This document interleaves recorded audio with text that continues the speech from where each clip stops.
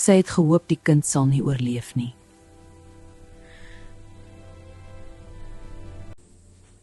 Sy wou nie die kind hê nie, sy het selfs teen Onkulunkulu gegaan.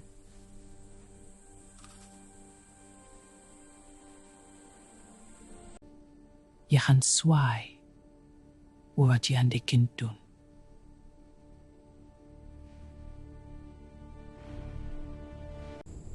Die Amatongo slaap nie, hulle sien alles.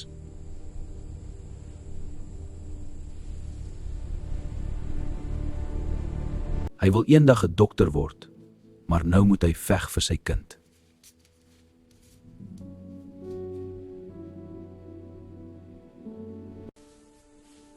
Sy is kwaad, maar diep binne voel sy spyt.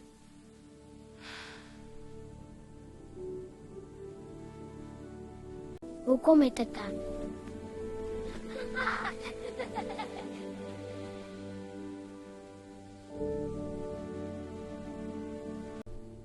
Die gemeenskap kyk en hulle praat.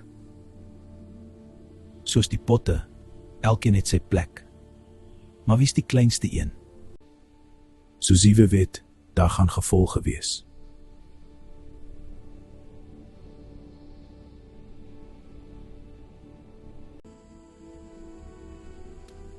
Die verkleermannetjie was stadig, maar die Akkadies was vinnig. Hy het haar gelos en sy het alleen gebly.